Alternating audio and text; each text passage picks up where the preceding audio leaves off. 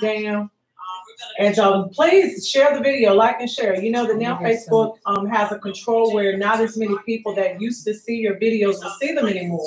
So that's why it's so important to like and share the video. I'm getting the feedback. Hey, Pastor Carol. Hey, Bishop Darrell. Hey, Cheryl Furl. Sharon Furl. Hey, Ann Turner. Hey. Hey. Please turn that down.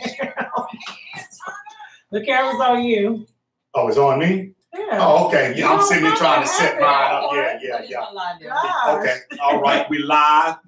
The music is about to jump through the roof. Y'all know how we do it. And I think this is better to turn the camera around like this so we won't be like going back and forth. Yeah. Hey, Izzy, I would love for you to join this discussion. It's all about elevating, and it's about unity tonight. We're also going to be talking to Pastor Gerald Holmes. Pastor Gerald is joining us tonight because he's doing something awesome. Hey, Pastor Darrell, I would love for you to join in on this discussion. Hey, Charles Eason. Pastor Gerald Holmes will be inviting gang members and drug dealers to his church. And I just think that that's just an awesome, awesome ministry, because all too often those of us who are in the church, we're just stuck in the church and we forget about the outreach and the evangelism part of it. So I'm just interested, and I know my husband's interested in hearing Pastor Gerald's perspective of why he has been so bold to open up his service to gang members, whether they are former gang members or current gang members, and also to drug dealers, to those who sell drugs. Hey, Russell Lee, join us as well. And you can call us at any time. We're live here at BPU Radio, and the number is 404-382-0417.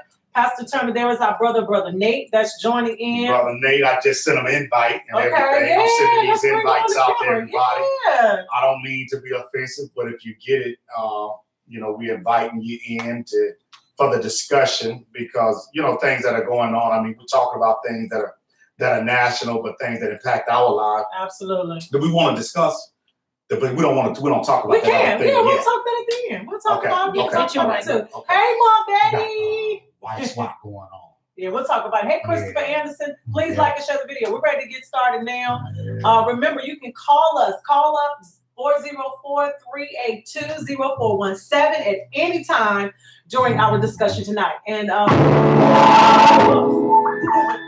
we go. Then, of course, is Pastor Turner's song, Threshing Floor. And you can hear it right here on BPU Radio. So we're waiting for Justin Pearl to call us. We're going to give him a few minutes while we intro to talk about a few things. If you have a topic that you want to discuss, you can call us as well. Ann Turner saying, hey, Pastor. Hey, how's it? Is that my cousin or my sister? Is that my cousin or my sister? And both of them have the name Ann. Okay, and there's Uncle Billy and okay, we love y'all. We're praying for you. My aunt, Annette Baker, Mario Baker. I know y'all had a wonderful time in the Lord yesterday. Fellowship with Bishop over in Pensacola. Yeah, we had a heavy schedule yesterday. Thank y'all for coming out and joining us. Amen. For always being willing, Godspeed, to really just worship the Lord, just lift the name of Jesus Christ up at all times. Amen. Amen. We talk about a number of things too. For those of you that with the age ranges go from 80 something all the way down to maybe 13 or 14, but we keep it real. We talk about the real thing. So I'm hoping that you'll not be offended, because at some point in time, everybody has done the club thing. Everybody has done the drinking thing. Everybody in their own rights. And y'all may not have been in my mom's time. I don't think they call it gangsterism, but it's called gangsterism. But y'all was into gangsterism. Okay. Hey, so we have a pastor that we're talking to. He's supposed to be inviting gangsters into the church, and I really want to know what a gangster. I want to know what across the board. What's the interpretation of a gangster? Exactly. Are you just inviting folk who just in the street life? Maybe we should call it something else. And I'm not trying to celebrate gangsterism, because I think it really is a term, amen, that has become a part of our vernacular common spirit. But but it's a lot of degradation associated with that. All right, do we have someone on the line, Doctor? We can turn the music down so we can get the conversation started. Hey, Cynthia Noble. Cynthia, you can call us up too. We're going to be talking about something that you may be able to relate to as a parent. But this is definitely a great discussion. Whoever's on the line, we're ready to talk to them. We're waiting for Justin Furrow to join us. Hey, Agnes Marie Powers, it's so good to have you here tonight, have you on with us. And again, you can call us up at 404-382-0417 and tell us what's on your mind as well. And, when I posted, I said it's pretty much an open topic for those who do want to call in if you have a question for us, because it's straight talk. So whatever you have on your mind tonight that you're dealing with, that's why you have the pastor here. So if you have any questions for the pastor, challenge him. He's open and ready. Hey, Cynthia Noble, we love you. Definitely to our friends in Alabama, to Danville, VA, to North Kakalaki, to here in ATL. And we love Tequila Florence that's joining us on our live feed as well. Pastor, look up. They're looking at you. Yeah. Hey, I'm sitting here. I'm shooting the... Oh, my mic sounds nice. Hey, Mike. My mic sounds nice. Michael Thompson, of course, is joining us. We joined him on the discussion about acrimony last weekend, but our conversation is going to be a little different. I'll tell you what, while we're waiting for Pastor Gerald, and we definitely don't know his perspective of why he is opening up the church to have a special service for, as he says, the drug dealers and those who are currently selling drugs or gang members. Yeah. So let's get your perspective before he calls in. What is your, and I don't want to use the word issue, because it's not that you have an issue, but when you hear that, and you haven't seen the flyer, but when you hear a pastor say, hey, I want all of the drug dealers, I want all of the gang members to come on into the sanctuary. But what resonates, the first thing that comes to mind for me when I think about it is that we're inviting people into the church, and it sort of looks like a switch and bait, and we have to be careful that that's not what it is. I like the idea of going to them where they are, because I really do believe that as essential as the church is today, the church has become a dinosaur. It has become antiquated, and so people are reluctant to go to the church because they feel like they're going to be fleeced for money. In other words, you get ready to bring an idea to me, a concept of Jesus Christ to me, then you get ready to tap into my pockets for some money in order to pay. That's the thought process, even though it may be, it's not even really irrational, because so many of us in the body of Christ have done wrong for so long that people have just become cynical of us. And so, so that's what I was saying. So when you get these individuals in, what is going to be a platform? What are you going to, Jesus Christ is definitely the alternative, the better alternative. But what are you going to tell them? Because frankly speaking, when you tell somebody that's already living in hell, when somebody doesn't know if they're going to live tomorrow, next week, and then you threaten them with going to hell, well, they're like, okay, well, fine, I'm already in hell. And tell me something that I don't know. And so, so we have to be careful that we don't get the message mixed up. Let's be clear about what the agenda is. Do you have an end game? Essentially is what I'm saying. Do you have an end game? So that's who we're going to be talking with tonight, Pastor Gerald Holmes. He's going to join us. We're going to give him some time to get home and get settled.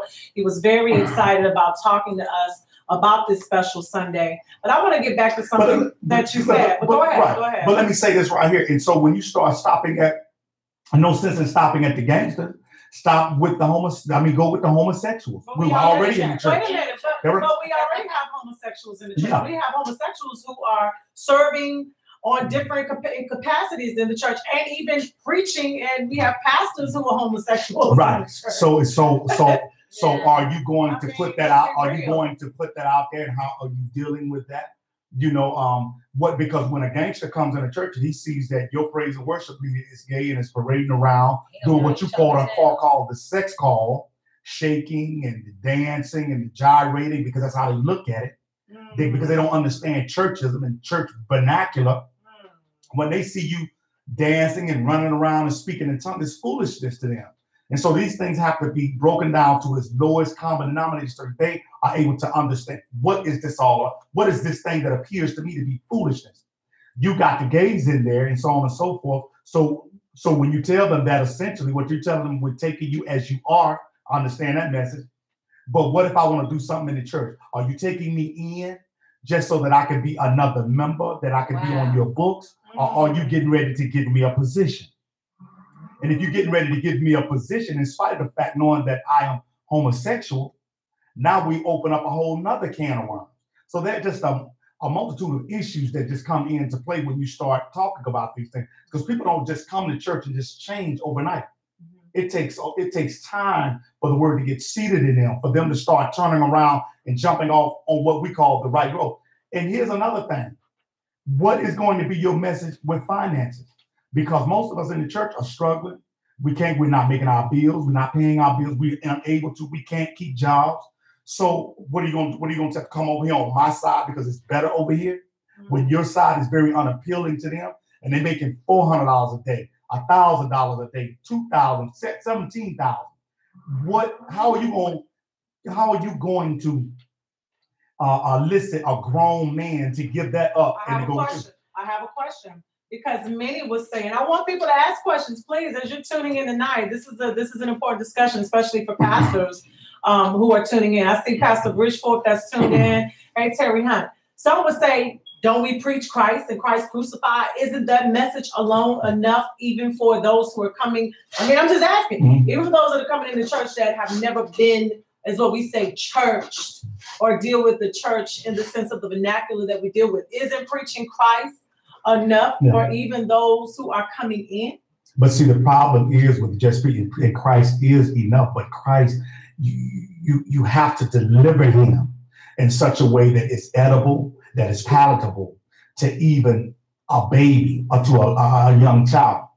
And so what I mean by that is that I can talk to you about what's in the Bible, but the Bible, God said in his word that he takes the foolish thing to confound the wise. So if educated people, if doctors, if theologians, if Pharisees couldn't get it, certainly an individual on the street is not going to be able to, unless it's delivered in a certain way. But here's the problem. Here's the gap. Here's where I feel like the gap is. The gap is because we don't teach disciples. We don't raise up disciples. That's good.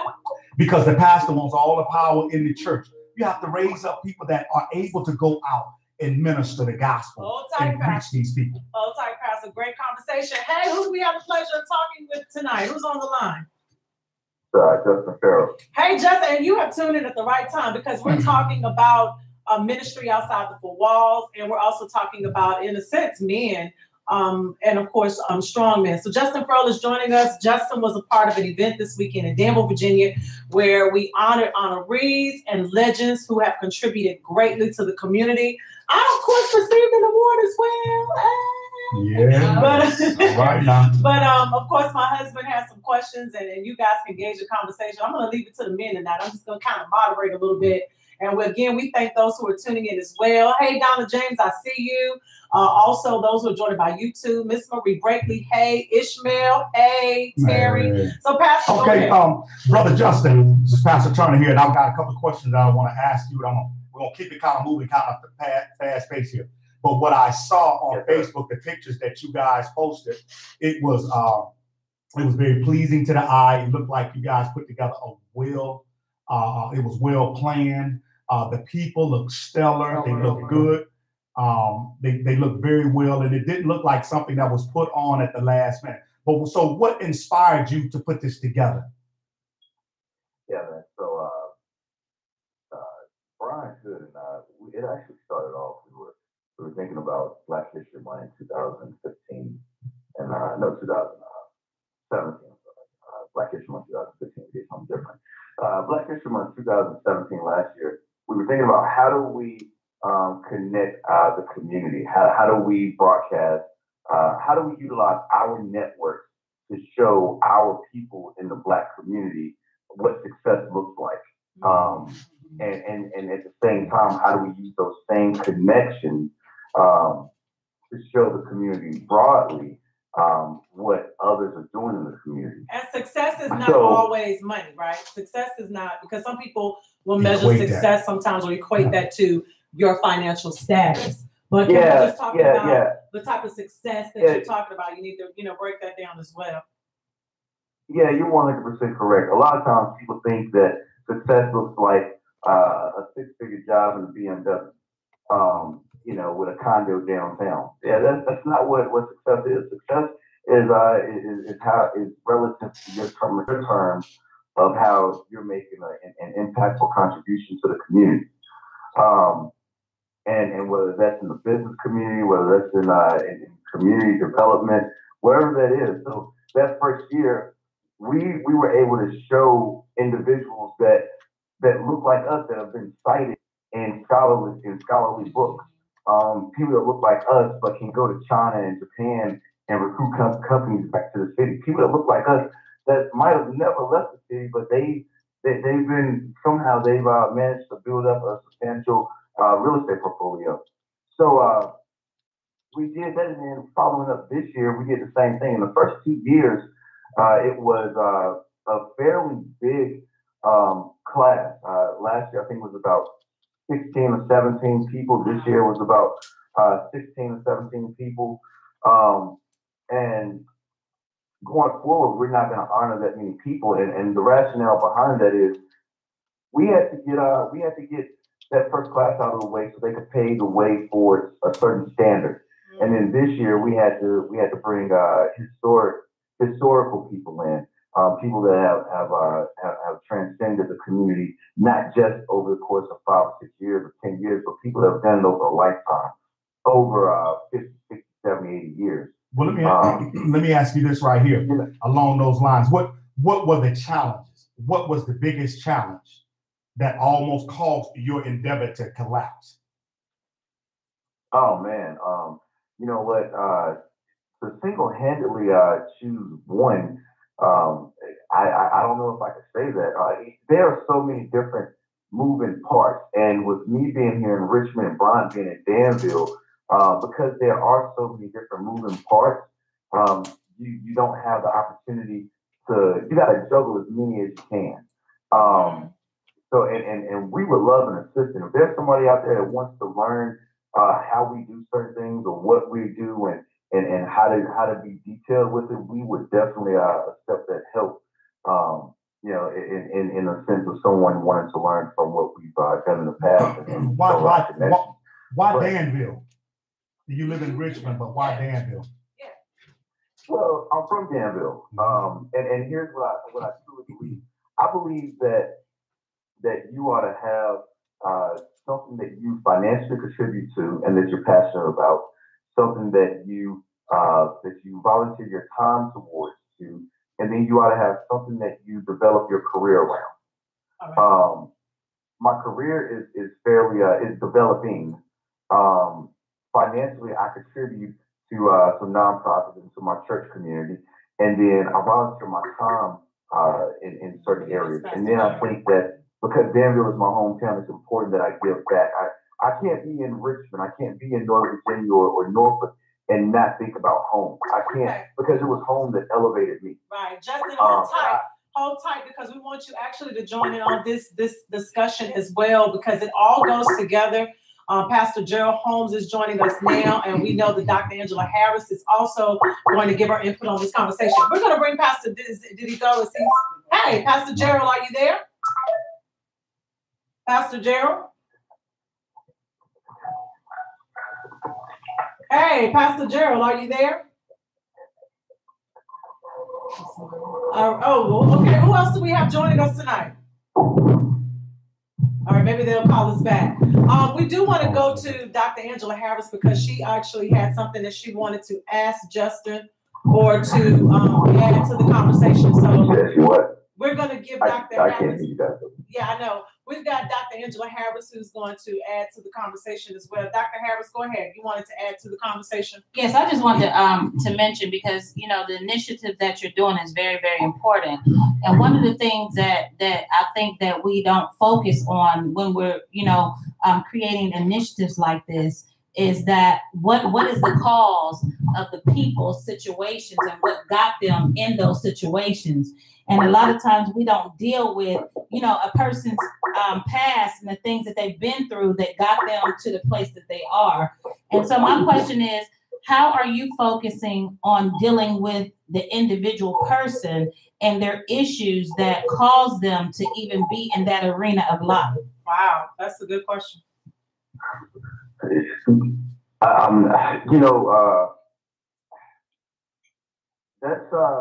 We focus on, when we have these events and we're talking about focusing on the individual person, we take time to, and let me know if I'm answering this question correctly. We're taking our time to present the award, and then we read the bio, their lifetime bio. Is that answering the question? Like, I think I heard you. Yeah. We think you answered it adequately. I was a little bit confused. I think that was for the next panelist. I think so. Yeah, it's for the next panelist. So yeah, it threw me off a little bit. Justin, but hold on, Justin. Just hold tight. Yeah, we're gonna bring Pastor Gerald in, and we don't want to get the lines crossed because Justin, I want you to stay on the line so that you can join in on this very important conversation as well, because it actually goes along with some things that you have discussed in years past. And in Brian as well. So if Pastor Gerald is on now, because he's trying to call me, he just sent me a text. Pastor Gerald. Okay, call us back, Pastor Gerald. Here's my thing with I just believe so much in the building disciples. And even where I pastor, I let people know I'm emphatic. I press toward. I try to impress as much as I can on what I'm giving you. I'm giving you a dish to serve out. You add to the dish the different flavors that fit your personality, that fit your purpose, what God has given to you. But because you can't touch everybody, but you need disciples that can be we need to be able to multiply what we are and who we are and what our mission statement is. Right. And therefore, because the reality of it is the gangsters are not coming to church. I recall a program that they had not long ago where they were, and everybody knew this was across the nation, and they were telling people to come in because they had won some money. And as all the people that were called in were people that had warrants. Right? And so when they got in, hundreds and hundreds of folks were being arrested in a place where they thought that there was safety at. Wow. And so just the nature of the beast of being out in the criminal level makes you suspicious. Well, this is why I have Justin on the line. Justin, do you remember, and it was Pastor Holmes, and that's why all of this goes together. 2 years ago, not even 2 years ago, when all the crime was taking place in Danville, and we were trying to come up with an idea of how to bridge the gap with those who in the streets, who were committing the crimes, or the gang members, the alleged gang members that they said that we were dealing with. Do you remember the discussion of how do we go out to them? And you were instrumental in the idea that it could work, that these two entities could come together and we could have conversations. But I'm not being negative at all, Justin, but up to this day, I wasn't in on any of those meetings. I think you were. But can you tell us, or do you agree with Pastor T or disagree that the gangsters are not going to come into the church? The gangsters or the drug dealers are not going to come where we are in their current state? Yeah, that's a great question. Those meetings that we did have, we were bringing different people around the table. Here's the issue when you talk about bringing gangsters or people that are living a certain lifestyle into the church or into those conversations. They want to be sure that their identity is going to be remain private and anonymous. Do I think that they are coming into the church? Yeah, they are. You don't realize that they are in the church unless you actually know them and their lifestyle. You have some. I know. I can think of a couple guys now that specific churches I go to periodically, walk in and they're sitting in the back and they're sitting there with their girlfriends or their mother, their children, and or their wives. And I'm like, yo, I know what you did last week, or well, I'm not saying I know that. I'm just saying, like, that's what that is. These are street guys. So in essence, to answer the question, Some will come into the church, some will not. Liz Watson says they are in the church. Exactly. Okay, I mean, we're just asking questions. Exactly. We're just asking, yeah. And I believe that here's the thing, that when an individual, the makeup of the church, when she says that, she's absolutely right, that they are in the church reformed, the redeemed individuals. We're talking about who are currently in the streets. So those that are redeemed, that are in the church, they are already in the church, right? They've already changed their lifestyle. That's not true, though. So yeah, they may not be, but across the board. But let's follow what I'm saying. I know some guys that have served as deacons. Yeah, I know some guys that are in the choir. And own clubs and everything else. They are serving. And that's fine. Yeah. That's fine, but that leads into my point. On Sunday, and at night, or Monday through Saturday, they're doing what they have to do to get by. That's right. That's right. Yeah, and I agree with that. That is wholeheartedly right. And here's the thing: you got them in there, and you can't help what they do Monday through Friday. You can't make anybody do anything. But this is my point. When you look at King David, of course, when you look at the Bible, and I always have to make that reference. And here it is: Saul was talking. They said that he killed his hundreds, and David had killed his tens of thousands. Right. So David was not the same man at 50 and 60 that he was 20, killing off these folks. So the soldiers that were young didn't see that. They saw, well, we know what you did, old man. You know, and that's how they look at pastors. That's how they look at reformed folks. A lot of times their perspective is you wasn't hard enough to stay out in the streets. You say you was a gangster, but you were not. This is their fallen perception of what they. So you got to break through that. You know, we got to somehow break through that and say, hey, yeah, I changed because I found a better way. And it worked. And their reply to that across the board is, hey, well, you got to let me make my mistakes. When I come, I come. I'm not even guaranteed to be here next week, so I got to get in how I live. Are you going to create a job for me? Are you going to give me money? Yeah, I don't see you as a gangster.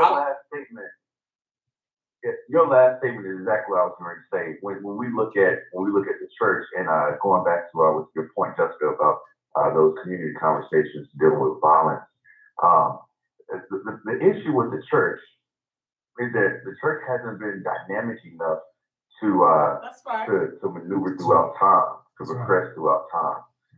The church has in the Black community.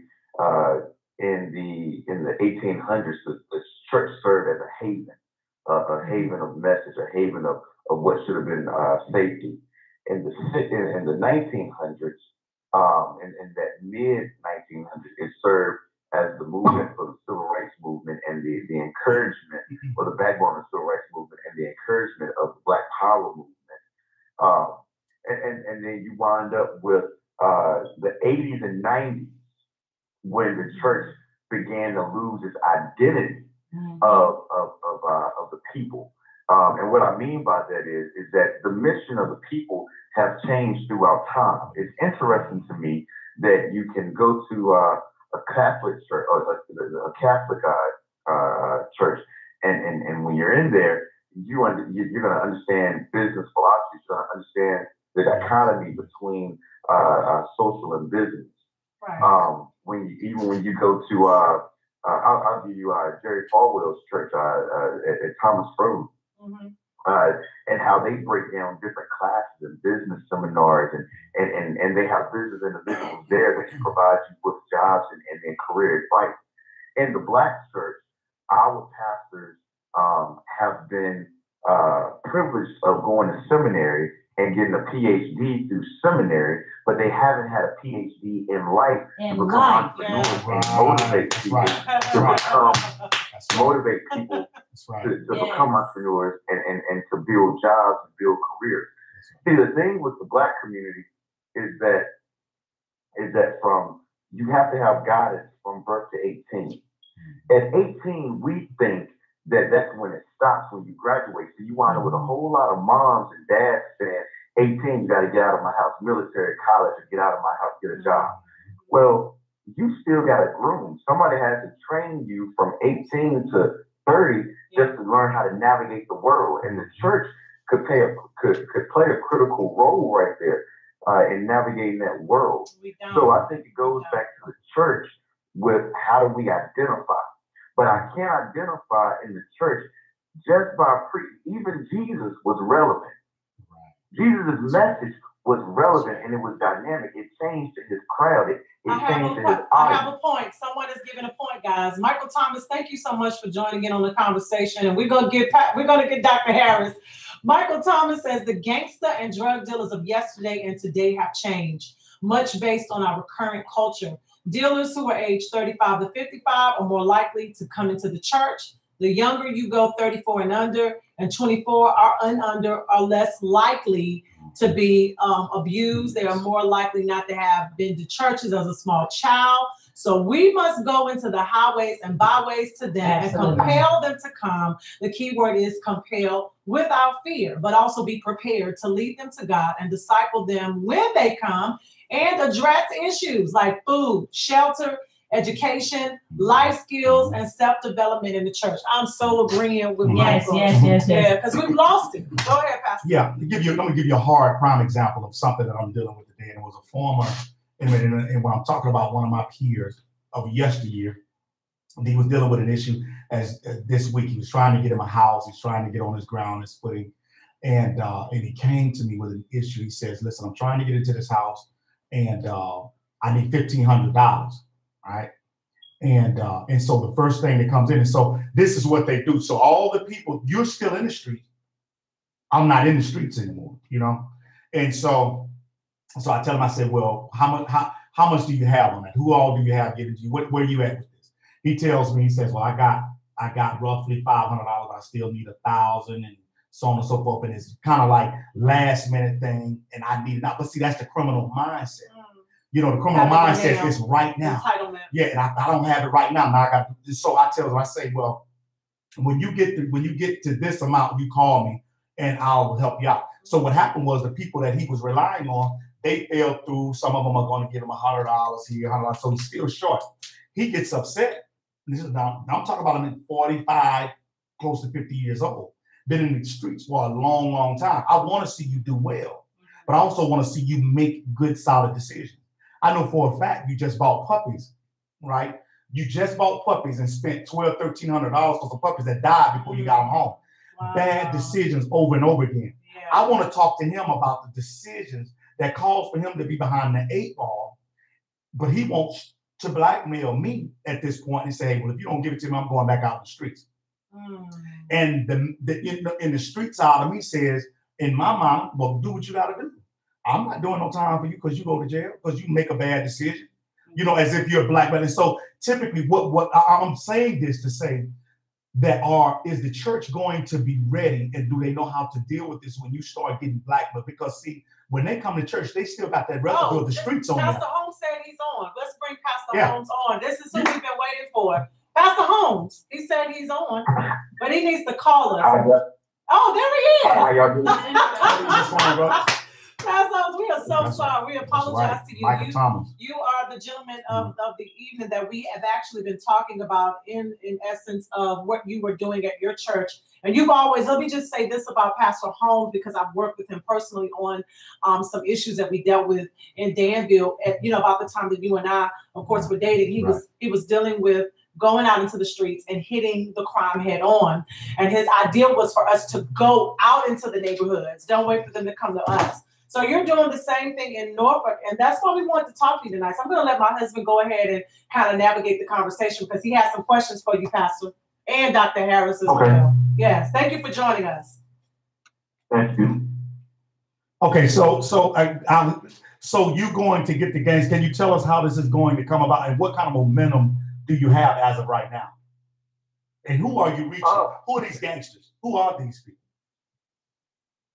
I can't hear you. Say that again. The service that you're having, Pastor Holmes, with bringing in those from the streets, bringing in the gang members, bringing in those gentlemen who are in the streets who may sell drugs. My husband wants to know what is the plan, the vision of how are you going to get them into the sanctuary, or do you already have a relationship with these individuals? Do you have needs? Basically, I'm in inner city Norfolk. And my church is located in probably one of the worst neighborhoods in South. And with that being said, I just have I just have a heart for people. And it's not just a selected few people. I'm God's child, so I love all guys. And they're my sisters, my brothers. And the Bible asks us one question: am I my brother's keeper? And when I feel like when we see our brothers going down the wrong road, we could be an influence on them, or pull them in. I think that's our job to make sure that we're doing what we're supposed to do as Christians to do this. That I have a relationship with the gang members in my neighborhood, and wow. When I walk out in the street, I get the respect. One thing about myself is, I think a lot of the pastors here have a problem with me the way I dress, and it's because you won't always see me in a clergy collar. You won't always see me robed up. Even on Sunday morning, you don't see me robed up because of the crowd that I try to win to Christ. And even when I go to the street, I'm not in a suit, I'm not in a shirt, I'm not in a tie, I don't have on dress shoes. I put my sneakers on, I roll up my sleeves, and I go out, and I'll be a face in the community. And with being a face in the community, you can't be afraid to go out just to be a witness. I'm reminded of the scripture when he tells us, he said, after the Holy Ghost is something that he will call us to be a witness into Judea, and Samaria, and to the uttermost part of the earth. To the uttermost part of the earth means that sometimes as believers, when you have Christ, it's going to call for you to go and witness in the crack house. It's going to call you to go and witness where the gang members are. It's going to call you to witness when they run to the house to get their brothers. And we link up outside. We have some of the biggest chain prayers out in the middle of the street. They'll block the street off. They'll have cars waiting because that's how serious that they are about in need of God, in need of someone that cares about them. Hold on, Pastor. I even had go ahead. Excuse me, brother. Not to cut you off. Can you tell me your name one more time? Gerald Holmes. Okay, all right. I'm sorry. I thought I heard something else. I thought you was my man. Okay, all right. No, go ahead. Pastor Gerald, hold on one moment because we don't want to get too far away. Dr. Harris and then Pastor. Do you want to go ahead, Dr. Harris? Yeah, that's fine. Okay, go ahead, Dr. Harris. And hey. Thank you so much for tuning in to Straight Talk. Dr. Harris has a question for you, and that question, Pastor, is this. First of all, I want to commend you for the works that you're doing, because the way that you're doing it is the way it's supposed to be done. When you said that you're not dressed in a certain type of way, a lot of times you have to meet people where they are. And a lot of pastors don't understand that. And, when we get to the point that, we're not able to draw, God said be fishers of men. He didn't say how to fish, what to dress in when you're fishing. That, so getting on the level of these people, which I don't call them gangsters. What I call them is people that have lives that are challenged through their situation and circumstances, and then a lot of times they get stuck in that. So when as a pastor, you're pulling them from their stuck place. And when you pull them from their stuck place, my question is, are you dealing with the reasons why they got out into the streets? Because the church is supposed to be a hospital, right? And there's supposed to be specialists and doctors in that hospital that are ready to take on the patients according to their specialty, whatever their specialty is. But the church now has become a mockery, and they accept people because of members and money and stuff like that, but they're not really penetrating people spiritually. And then when they pull people in, they try to dumb people down from being who God created them to be. And so what I found out over time is this. When you bring people into the church, your prayer and your mission has to be, especially in ministry, is to make sure that you're planting the seed, but allowing for God to give the increase after somebody else waters it. A lot of times as leadership, we want to give the increase, but that's not our job. That's God's job. Our job is just to draw. He said, if I be lifted up, then I'll draw all men unto me. So our job is to lift up the Christ within us in order for them to see Christ in us. So my question for you, let me get out off of this because I know that we don't have that much time. But my question for you is, how are you dealing with the pain of these people? Because the thing is that if we're not dealing with the pain of the people that are coming to God, that are yearning for God, you got them in the streets, you're praying with them, you're already destroying chains off of their life. But how are we getting to the point of dealing with them individually, their individual hurt? Because hurt people, and that's what all the issues are. Yeah, that's the question. Go ahead, Pastor Holmes, and then Pastor T will have a question as well. Okay. When I go out, I make myself very available to them. I make myself very personal. Even though I may go out and do a group chain prayer, I do have relationships. I create a relationship with them one-on-one, and I also offer myself to them. Not just my service to them, but I offer myself to them. So with that being said, my house is in the same community that my church is in. My house is just in a better end of the community that my church is in. However, when talking to them, I let them know that my office is always open. My church doors are always open, not just for church service, but if they need counseling, if they need someone to talk to, if they need job referrals, if they need just someone to listen. A lot of times people just want somebody just to show them that they care about them. Absolutely. Just show them some type of attention. Most of the guys, and I had one guy come to my church on yesterday. He had just got out of prison on the week before, so he came to church on yesterday. And this man, the service impacted his life because we had a program, and I think that's a problem also on Sunday morning. The traditional church, we have a program, but that we schedule ourselves. But when we see certain people that are in our community, we should change our program to fit them in. To let them know that we are trying to reach them, that we are not trying to overlook them, overpower them, but we are trying to. We can understand that ministry meets the needs of the people. Yes, ministry meets the needs of the people. Thank you, Pastor. A lot of times in the church, we want people to, in the church, a lot of times as pastors want people to meet their needs. Exactly. That's good. That's what people are saying when I go out into the community. There are 12 different churches within like a mile. Yeah. Pastor Holmes, thank you. And I know it's hard. It's really hard when people are on the phone. I wish you guys were here in the studio, but we're going to try to still keep the conversation flowing. Michael Thomas and then Pastor T. Michael Thomas says it's also a process. The person who leads me out of a life in the streets ministered and reached out to me for about 8 years, so it was consistent. Go ahead, Pastor T. Amen. Thank you, Michael Thomas. That's beautiful what you're doing, and you went straight to the heart, and that's what I'm looking for. And not many pastors. Not many people are doing that. 1 out of 1,000. Right. Yeah. They're not going to do the work. And then not only that, but not even the deacons, not even the lay members, not even the people that are in. And so that's why I believe in discipleship. And you're absolutely right that you've got to, because you have credibility. I really believe this with all my heart, that in school, and we can't put everything on the church because the church doesn't have the answers for everything. Amen. But in our school classes, when children are young, they need to be given life skill classes. What we have done in America, we have started giving life skill classes to individuals that are incarcerated after they made the mistake. In other words, we got behind the 8 ball. We need to get in front of the 8 ball, because what I have found is across the board, and I believe in this, I preach this and I teach this, you've got to make a good decision. A good decision always trumps a miracle.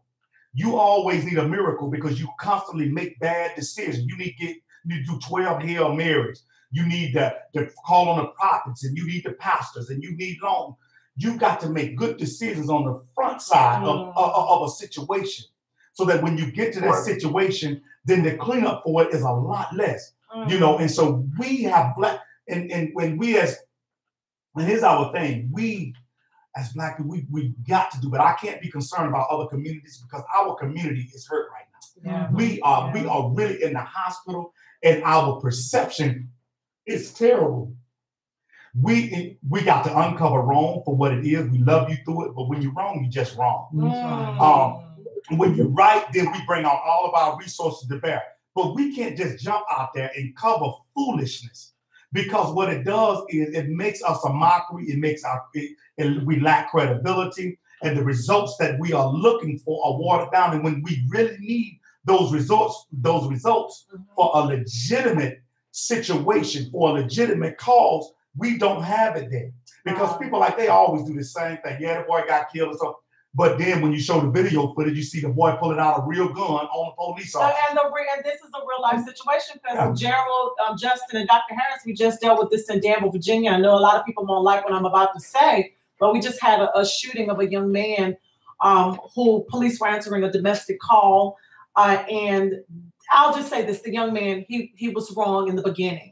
The police, and if people that watch the video understand, the police did everything that they could to calm the situation down. There are certain things that are in effect that we can't change at the moment. Right. Comply, or we know what's going to happen. These young men are going to die. We can't change what has been instituted for so many years. If we want to change, then we need to try to change. But here's my point.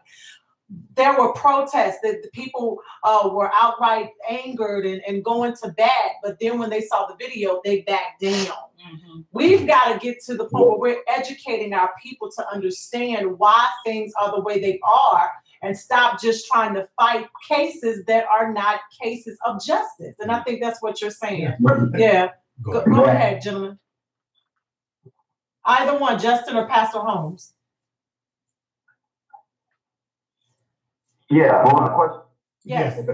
I would say, and I would also say this as well, that we have to get back to our basic teachings and teaching our children. You have to give them responsibilities in the house. You got to wash dishes. You got to take the garbage out. It starts with small things, developing a mind when it's young to take on. This is your responsibility. And when you don't have this, our house does not function right when you don't do what you're supposed to do.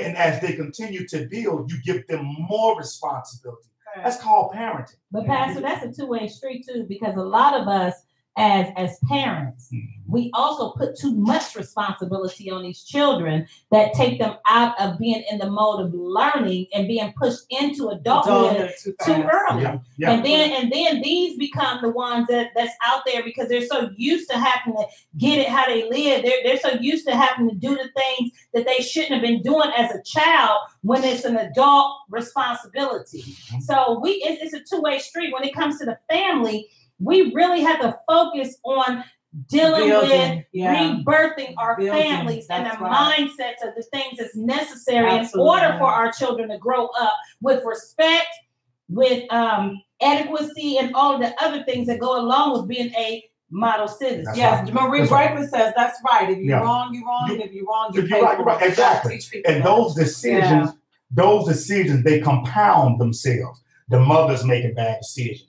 And then all of a sudden you put the decision, now the child has to be a parent. See, but that's what I'm saying. Life skills. Mm-hmm. Children should not be babysitting their siblings for endless hours and so on and so. That's too much. If whatever it is you're doing, taking you out of the house, that's a bad decision. Yeah. It's a bad decision. First of all, I could get in and that would draw this whole thing out. But we have got to make better decisions. Right. This is what we're going to do because we have our phone guests and it's hard to go before them. I do want to do this. Justin, go ahead, and then Pastor Holmes, we're going to let you go ahead, and we're going to close out this segment before we end.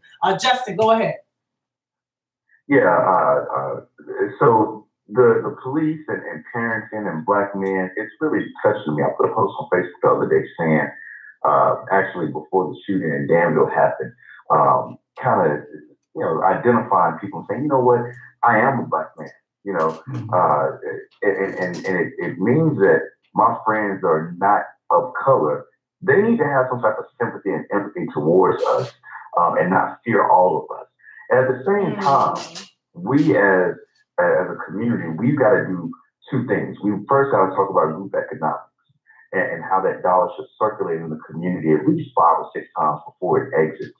And then we've got to talk about once again, how to train up our young men. If we can have sex education in school, then we can have police education in school. We can have gun education in school. Yeah. Because apparently these kids are getting that, they're getting a hold of guns somehow. You gotta be able to teach those things. And if the parents are too young at their time, at times for them to even teach us certain things. It's like you said, it's compounded over time. It's a compound of ignorance. You know, you have the compound interest rate, you have a compound ignorance rate. And that ignorance rate right now is because parents don't understand and the schools aren't educated. Wow, Justin, we want to thank you so much for joining the conversation. You will be back as we let you go. Thank you once again. Don't be a stranger, and we're going to move on with Pastor Holmes. Have a good night, Justin. All right, good night. Love you guys. We love you as well. Pastor, we want to end this segment with you. Of course, Pastor T may have a question for you as we close out this particular segment as we move forward. Pastor T, did you have anything that you would like to ask or add as we give Pastor Holmes a last word as well? I think that he's just about covered. He seems to have a handle on what he's doing. What would you challenge the other churches that may not be located in the inner city, that are on the outskirts, that are fearful of the consequences? Because you know that what was his name, the pastor out of Baltimore, Jamal Bryant ran out of the neighborhood because of a lack of credibility and things, and he was fearful. And I understand, when you've invested in your education, you've invested in, you're highly invested in yourself, you're no longer things that did not bother you before now become, I got to protect my portfolio. I got to protect my ministry. What would you challenge these individuals to do? Good question. Is that for me? Yes. Because everybody can't go in the hood. Yes, you, Pastor Holmes, go ahead. Right. Everybody's not equipped to go in the hood. Justin brought up a good point right before he got out. He said that there's a large ignorance rate, and I couldn't agree with that. I think one of the main problems that we're having is that the parents they're not parents, they are friends of the children, and a lot of the children they are raising themselves. You got kids that are babysitting, like you said, Pastor, they're babysitting for hours and hours and hours at a time. They're raising themselves. I just had an incident. Well, I had two incidents, gang related this past week. The first one was like last Sunday we were at a park, and one of the girls that go to my church, she's been going for a while, but she got a little frustrated about the things, and she wanted to. Somebody had broken into her house or stole some money or something. She came to church. We went all through the entire church service. Right after the church service, we decided we were going to go to the park. And she goes to the church and she says, Pastor, she said, I'm a bust this, you know what?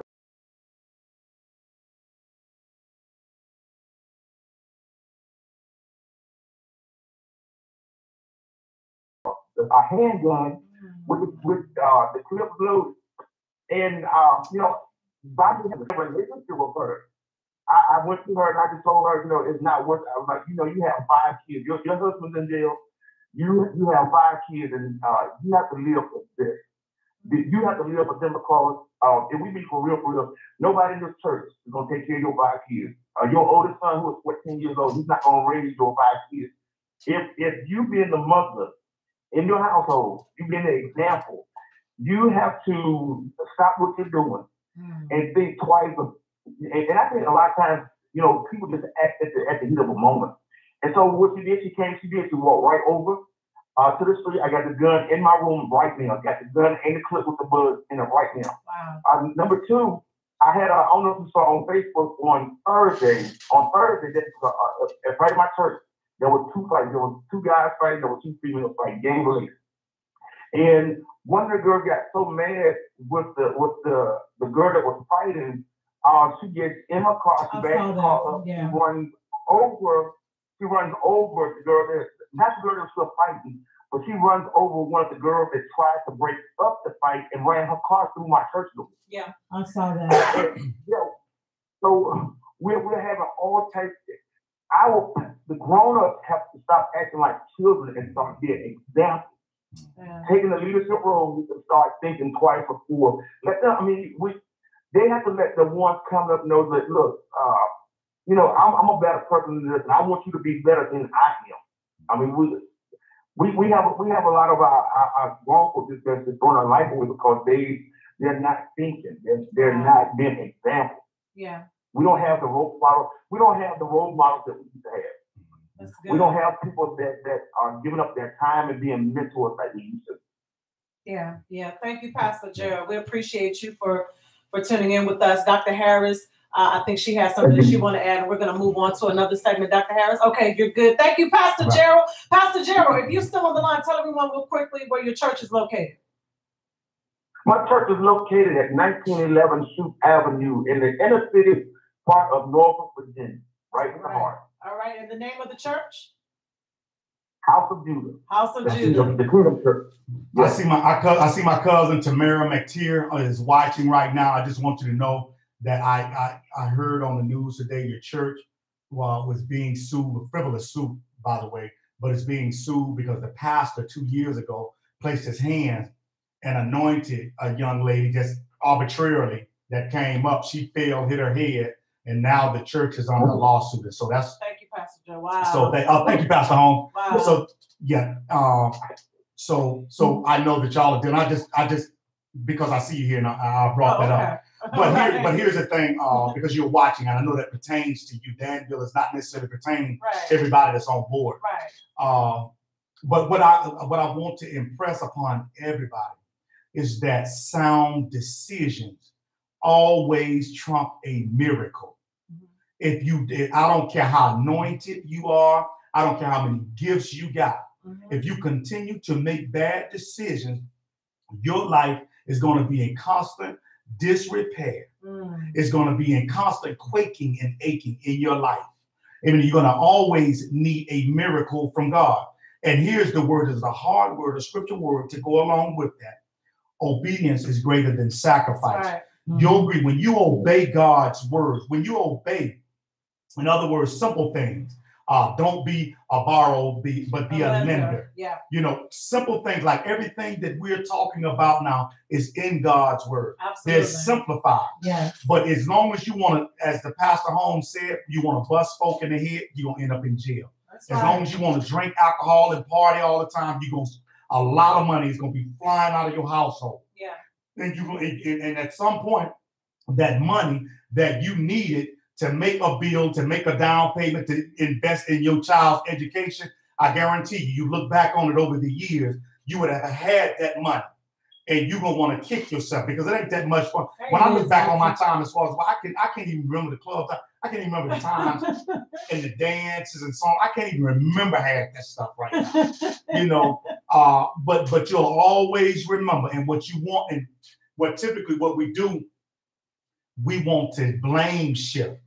I couldn't get my house because someone didn't give me the loan and they supposed to be my boy. And I know they got it. Well, guess what? Pastor has a lot. I got my own basement being done right now. I'm putting out thousands of dollars getting my own basement done. And I had no idea that you was getting ready to run into your dilemma. And what I'm saying is don't put me and your relationship in a bad situation so that I have to make a bad decision. Yeah. And so I'm not making bad decisions anymore. There was a point in time that I would have just forked the money out. No, I have a right to ask you a question. Absolutely. When you ask me for my money. It's foolishness. I shouldn't just ask you the questions. I don't need to know all that. A real friend would just give. No, I need to know how my money is being spent. I need to know whether or not I'm trying to clean up bad. Because I could end up giving you so much. We can't wait to connect with you. I think Dr. Harris has I want to ask one question. Yesterday I went to the mosque because, we're doing the Black People Unity Festival and the Black I Am Awards. So we're joining in with a whole bunch of different people of Black people all over the world. So when I went to the mosque yesterday, it tripped me out because when I went in there, they actually search you when you go in their place. And I was like, y'all searching? And they said, yeah. They said, we have to have a safe encounter for everybody that's in here because Ishmael Muhammad, who is the Prophet Elijah Muhammad's son, was there speaking. He's the person under Farrakhan. Okay. And I was like, wow, y'all search people. But then when I thought about my safety, it was something that, you know, I never thought about it like that. That these days churches are getting shut. So what do you think, Pastor? That's a good question. We'll close on out. Go ahead. But I think that we have to be wise as serpents, but humble as doves. Amen. And so as times change, we have to meet Satan where he's trying to nip up, because every time you cover up something and you think he's going to probe somewhere else, he's going to come back at a more opportune time in order to try to catch you, quote unquote, slipping. Okay. So that's a spiritual warfare, whether you gird yourself up with the word of God, whether you gird yourself up with family, with love, with those things. But yeah, you have to meet by the word says that the kingdom of God suffered violence, and the violence take it by force. Right. It means since the beginning of time, you know, every prophet has been stoned. Every significant prophet in the Bible has been stoned to death. Amen. And so, you know, people are not happy. Right? Exactly. Right. Well, I mean, and then we say that God is going to protect, but God is not going to do everything for you with good common sense. I agree with that. Let's get Pastor Gerald's perspective, then we're going to try to close out. Go ahead, Pastor Gerald. As Pastor say, I use wisdom. Going out, I use wisdom. If the situation is too hot, and you know, I stay in, I let it calm down, cool out a little bit or whatever, and then I will go out and you know, assess the situation and do my thing. But for the most part, you have to use wisdom. We can't, when we know that there's gunfire going on, we don't just jump out in the fire every single time. Yeah. Sometimes we have to wait till the right time to go. You know, if I go 2 games at war, I'm not going out in the middle of the war. I'll do 1 game, talk to them. Yeah. Got you. Pastor Jerry, it's been a great conversation with you, and we can't wait to connect. Like I said, once again, whenever you're up this way, please let the Turners know how we can help. Absolutely. All right. God bless you. Wonderful conversation. Yeah, this was awesome tonight. As we're closing out, thank you, Dr. Harris, VPU Radio, Pastor T. What's on your mind? Okay, y'all, and I can safely say that 99%, that just that 1% that we met, but we're getting ready to do wife swap. So we're gonna be on a national. I want to say this. I want to say this about wife swap, because a lot of people get it confused. It's not what people hear, and I don't know who's familiar with the show, but it's really a positive show. And this is what I want to say. Someone said to me, reality shows kill relationships. I don't think so. I think your relationship was already at stake, and there were already some holes in your relationship. So if a reality show kills your relationship, that means it was already on almost flatline. And that's what I would say about any couple that gets into TV or work together or do business together. If your relationship is not strong, of course it will. Anything will kill your relationship if it doesn't have a strong foundation. I agree with that. But I don't even entertain that foolishness. It's just God is enlarging our territory, and we'll take it however He gives it to us. Yeah. You know, we have to examine it and make sure that it fits our purpose, our calling, and what we aspire. It's a Christian show. It's a wonderful show. The people, by and large, with the directors, they like what they saw our lives, and they like what our lives represent. They thought that we were interesting. And so I know that I'm doing something right, amen, that my lifestyle is worthy to be placed on TV. And so I count it worthy. Yeah, it's a I count myself worthy, and I thank God for choosing me for such an hour. It's not just the wife swap, but I mean, I can't tell you the opportunities that I've turned down.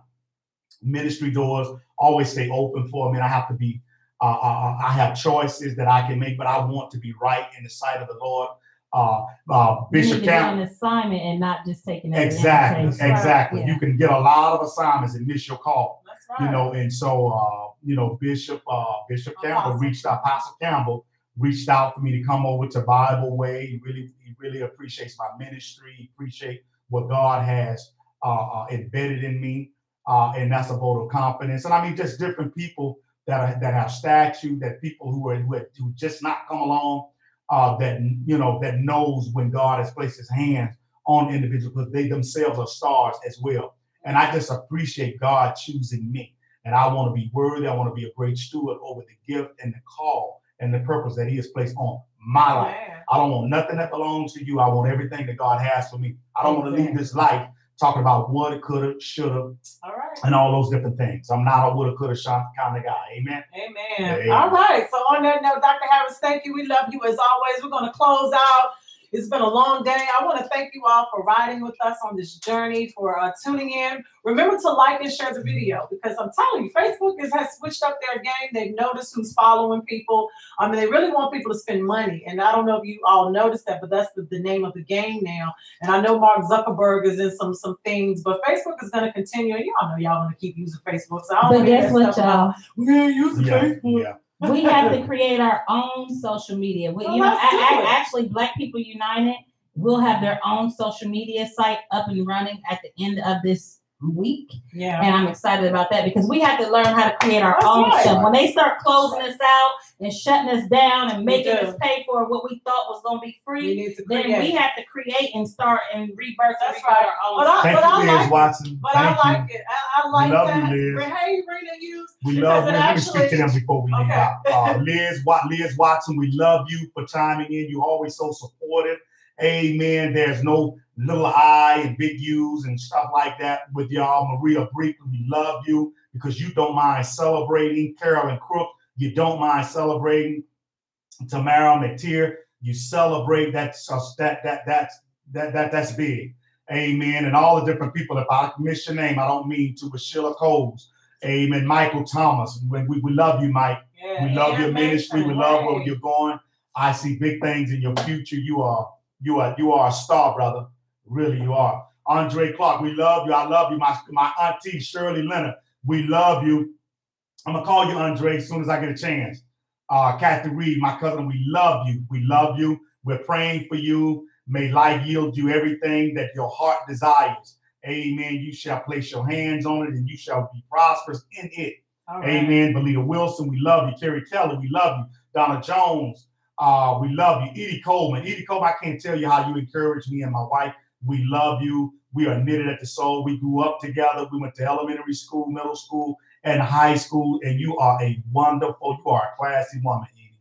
And I just bless you. Belinda Carol Willis, Culliver. How many names do you got, girl? But we love you. You know I love you with all your names. Lorraine. Oh, Lorraine, that's my baby right there. That's my baby in the spirit. Amen. We love you. Ryan Tribble.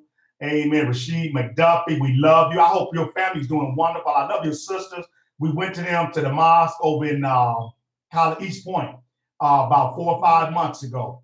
We went to the mosque with them to celebrate with them. Vanessa Patterson, I haven't heard from you in a while, but you know you're my Jonathan in the spirit. Amen. And Turner, we love you. Cynthia Noble, Deontay Moment, Valerie Jones Johnson, I love you. You're bigger than Thomasville, amen. But you just enough for Thomasville. So spread your wings, sister, and fly. Christopher Anderson, Betty Baker Pugh, I raised you real well. You starting to look like me now. Amen. You just keep on doing what you're doing, Betty Pugh, you and your husband. We love y'all. Uncle Billy, Uncle Annette. Amen. Amen. Nate, we love you. Keep on playing them drums, brother. That's your gifting. Your gifting shall make room for you. Those drums are your gifting, brother. Darryl Cruz, we love you. Kennard May, we love you. Carol Walden Towns, we love you. We love you all. We're about to chime out.